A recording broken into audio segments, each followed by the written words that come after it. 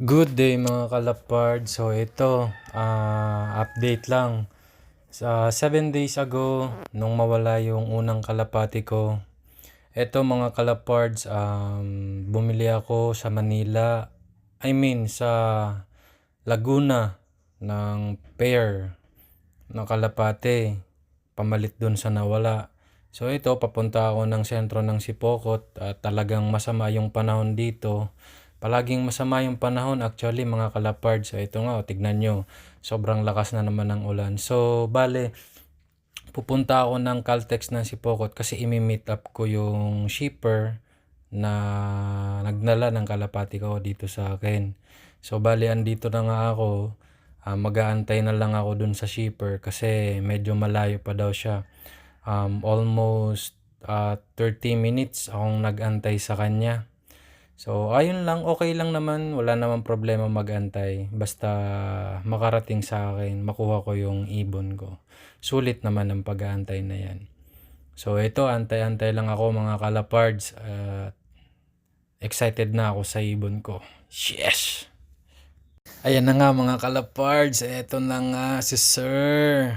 Dumating na siya. Ayan na, excited na ako sa ibon ko. Bale, 2 box to mga kalapards.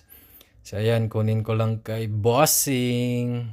Tignan nyo naman, sobrang ulan talaga. Sobrang layo pa ng biyahe nito ni Boss, Manila pa siya. So ayan na si Bossing. Bounce tayo dyan, boss. Ayan na, excited na ako sa kalapati ko. Excited na ako sa bagong ibon ko. So ito naman, hindi ko na to ibabatcher kasi ano na to, matanda na to, saka talagang gagawin kong breeder to. Ayan, hinatid pa talaga ng aking shipper. Bale, sa kanya din ako nakapagpa-ship ng manok dati. Kaya siya na din yung ginawa kong mag-ship ng aking ibon. Kasi trusted ko na yan. So sabi ko sa kanya, sa uulitin ulit, ayan na. Silip-silip muna mga parts kung buhay yung ibon.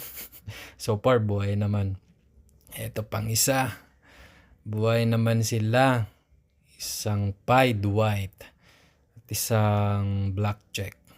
So ayan, update ko muna si Sir. Pinagkunan ko ng ibon. So ayan, tawagan ko muna si Sir Migs.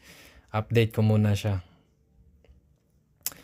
Ang tagal naman sumagot ni Boss Migs. Bali ano na kasi to, 4 AM na kasi sa kanya nakuha yung ibon. Tapos gumising siya, 12.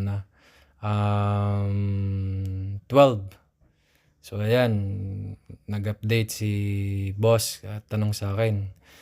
Kasi talagang ang layo ng biyahe, talagang bugbog yung ibon. Nagwo-worry siya, chat siya sa akin. Sabi niya sa akin, bro, tignan mo yung ibon agad kung buhay pa. Kasi almost na siyang bumabiyahe a day.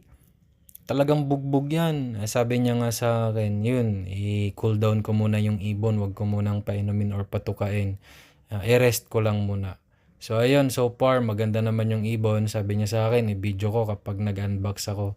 So yan, mag-update din ako sa inyo mga kalapards. Talagang i-video ko to kapag in-unbox ko na siya. So excited naman ako sa ibon na to. Medyo pricey nga lang pero worth it naman to sigurado.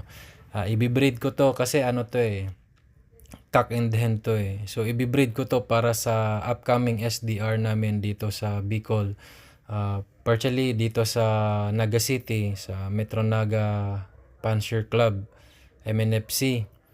So, yun. Doon ko sila ibibreed. Iti-test ko agad. Ililipad ko agad yung mga iaanak niyan. Nagkausap na rin kami niyan ni Boss Mig. Sabi niya sa akin, sige, kapag pumasok sa top 10 overall ang mga anak niyan, bibigyan kita ng gift bird, sabi niya sa akin. So ayun naman, kinilig ako. Sabi ko sa kanya, sige ba boss, walang problema. So ayun, hanggang dyan na lang kami mag-uusap niyan kasi may trabaho pa si Boss Migs niyan. Talagang inantay niya lang yung ibon na makuha ko. Tapos yan na yan. Tapos naman na kami mag-usap dyan ni Boss Migs. So, ikakat ko na lang dito kasi ayoko na humaba yung video pa. Yan na mga kalapards, teka lang. So, ayan na. Excited na ako sa kanila. Nagpapasilip ang white pied.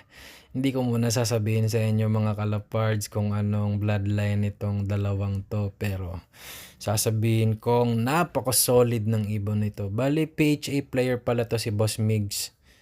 Hanggang dito na lang muna mga kalapards, bye!